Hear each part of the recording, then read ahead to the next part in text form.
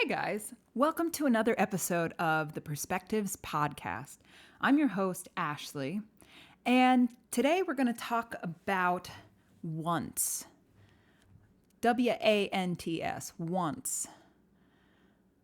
I don't know why I had to spell that for you, but either way. What do you want? Do you even know what you want? Are you like me, where when people talk about their wants, you sit down and you're like, I don't actually know what I want. When people are like, I just wanted this, or people are living their most authentic self and they went after what they wanted, or manifesting what you want. That's always been a big one for me. Ever since getting on this spiritual journey that I've been on, it's like you have to manifest the things that you want in order for them to come true. You have to be really clear on them. You have to imagine them perfectly, and then that way you can manifest it. But if you're anything like me, I had no idea what I want. I mean, I was raised in an area where you don't really have wants.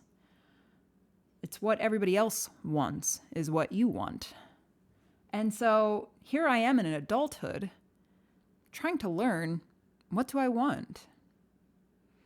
I mean, little backstory, I was married for 10 years. I was a physician assistant. And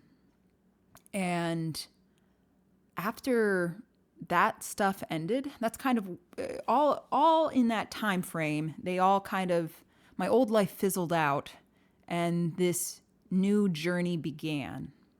But this new journey began, and the reason why my old life fizzled out was that it just didn't feel right anymore.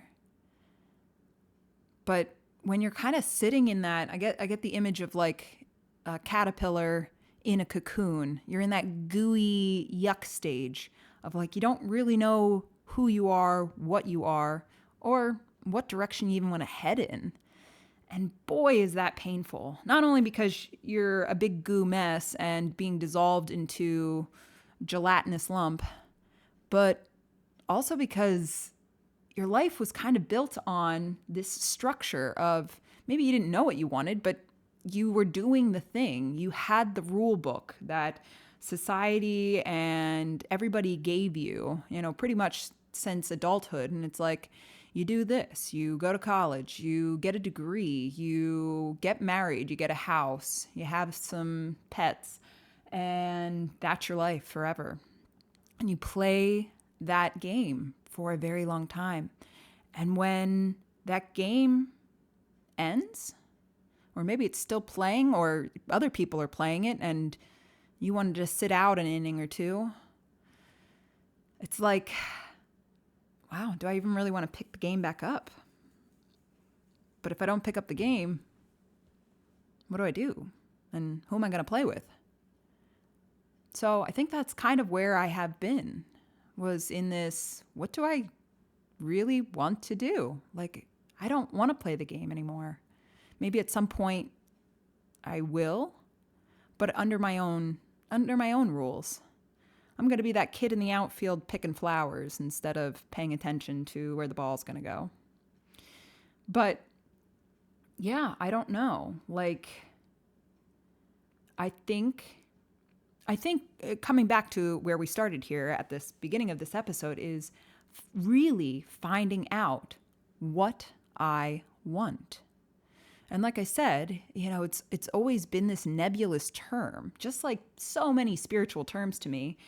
People will talk about your authentic self and aligning with this and, magnetizing that, the quantum this, but once, what you want is another term that people can throw this around, and it sounds so logical. It sounds so easy to pick up. Yeah, what do I want? But it's actually one of the hardest things. And I think especially for us adults, to actually sit down and be honest with ourselves. What do we want? Is this what we want anymore?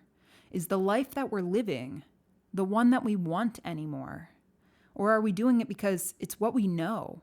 It's what we were told we wanted.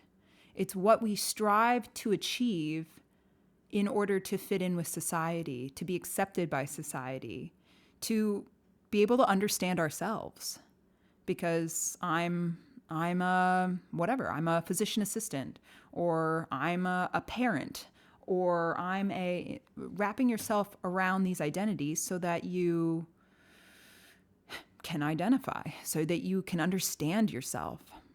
But when you unwrap all of that, when you unwrap the identities, when you take a look at your life objectively, just piece by piece, it's like, is this what I really want? So it's kind of a scary question. And why I started today's podcast was that if you listen to yesterday's podcast, or I don't quite know the order, I think I'm going to put this one right after. So last night I had this revelation. Let's go back even further, shall we? If you've been listening to any of my podcasts, watching any of my videos, I've been talking a lot about going to Egypt. And it's this, I don't want to call it love-hate. It is definitely a roller coaster. At sometimes I feel, dun, dun, dun, dun, dun, dun, dun, I'm going. I could feel it. I can feel that I'm supposed to be there. I don't know why. I'm just being pulled there. And all of the breadcrumbs are lining up, and I just have to pull the trigger. And there are times that I go, and there's times that I'm kind of scared and like all of the fears are coming up. And then I sit with that too and give it space and air that out a little bit more. Because I am great at pushing myself to do things. I used to be a marathoner. I used to be a triathlete. I was a physician assistant. It's like, even when you feel uncomfortable with things, you're going to push through because you know it's what is expected of you or what you expect of you. You don't want to appease a narrative that is weaker or incapable of doing certain things. And so, where are we going with this? I feel like with Egypt, it's like, yes, I could push myself, but I'm trying to let some of these things naturally bubble up to the surface. Some of these uncomfortabilities, the resistance, bubble up to the surface so I can air it out and kind of make friends with it in some ways. If you guys have heard my story about the first time I went to Mexico, I had never been out of the country. And the day I woke up, it wasn't really technically the day I woke up, but it ended up being the day I woke up that I was going to have to leave. I was going to leave the next day, but it was supposed to snow here in Pennsylvania, so they were going to cancel my flight. So long story short, I had to get a flight that day. And you didn't have time to really process anything or sit there and go, well, I'm scared and I'm nervous. And it was go time. Go throw some shit in a bag and let's go.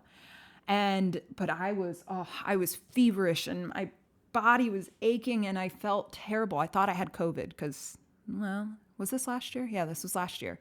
And I was just like, shit, I'm getting on a plane. I'm going to get everybody sick. And luckily I had a seat all to myself and I just laid down and I shivered and then I would sweat and then I'd not take all of my clothes off, but that could be interesting.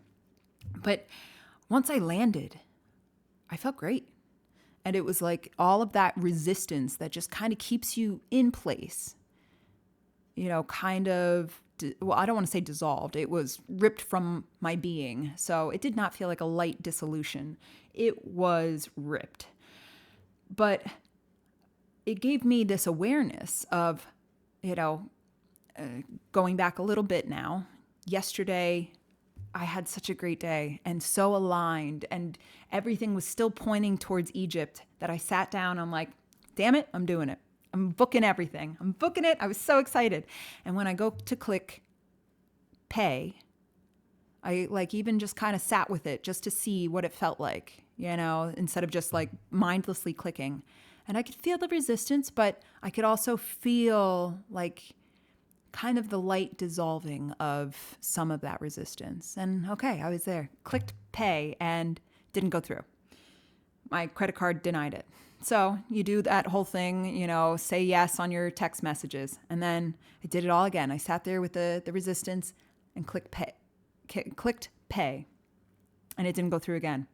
So I verified it on my email, and okay, everything should be good.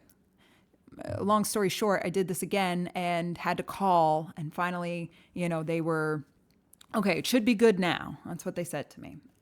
But I never went back to it because I wanted to, to me, it was a sign. Like, you tried 3 times after saying yes 3 times and it didn't go through. So this is obviously a sign, which I do believe as well. But after sitting with that all day yesterday, what came to me was really the sign was, it wanted me to sit more with the resistance.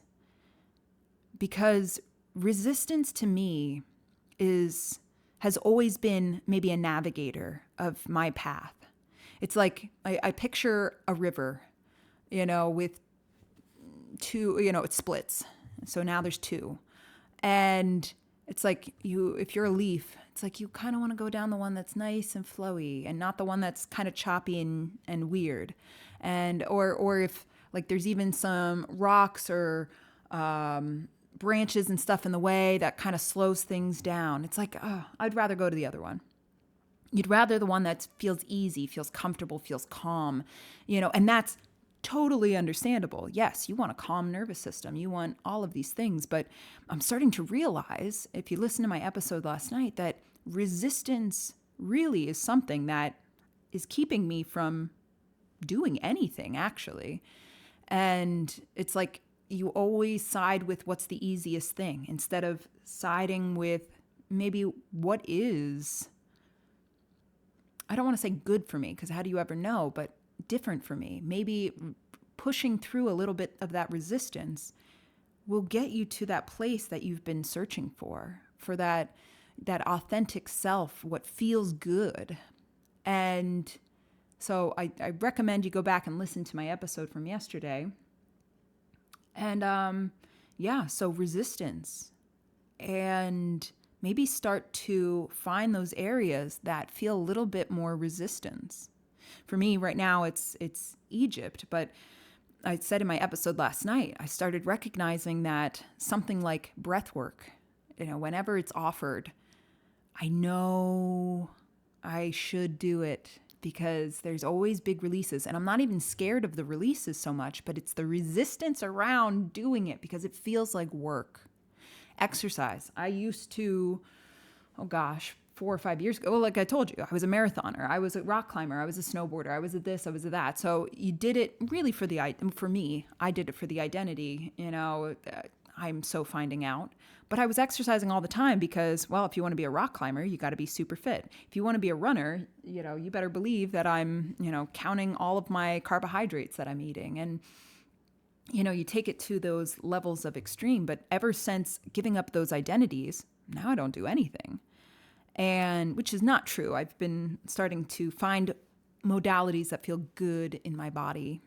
But I'm starting to realize things like breath work, things like exercise, there's resistance. I do fascial work.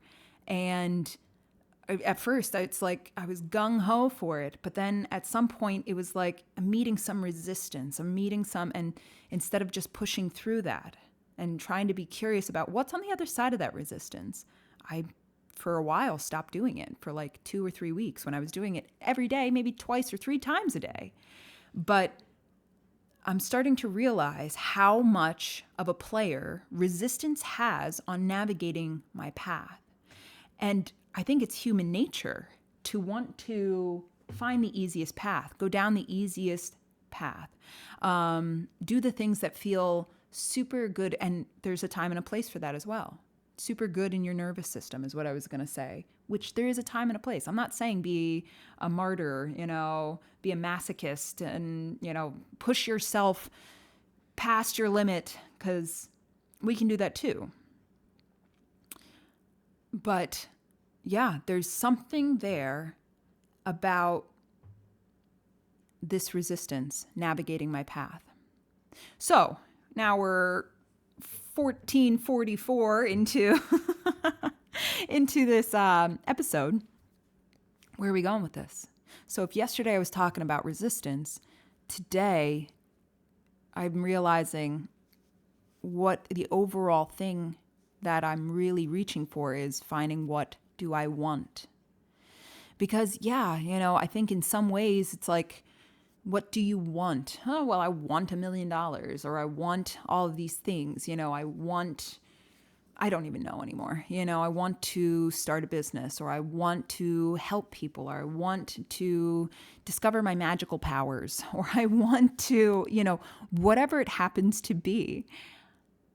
But having these wants might be on the other side of something that's super uncomfortable, something that there's some resistance, or something that there's a lot of resistance, something that there's a lot of change, and maybe at some points, an overhaul of your life, the life that you have right now. And so maybe we don't know what we want because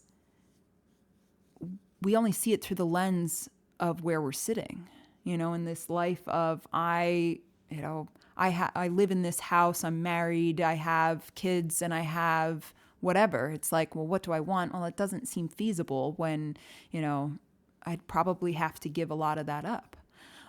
So you don't seem to have wants, or you never really think about them, because in some ways maybe you're told what you want and it's right here. And it's scary to maybe find out that you don't want what you currently have. And what do you do with that? What do you do with that? If you find out what you have is not really what you want, and maybe you have to overhaul your life, or you just ignore it, and the rest of your life you kind of realize that this isn't exactly what I want, but I'm doing it anyway. So, pulling it back, I feel like I am seeing that option point, trying to find out what I want maybe isn't simple, but it's right here. And it's like, do I want to go and experience this thing? And I'll say Egypt for right now. Or do I not? It's like, what do you want? Because maybe sometimes what you want means you're going to have to go do it. I know that sounds crazy, but it's like finding and committing to what you want.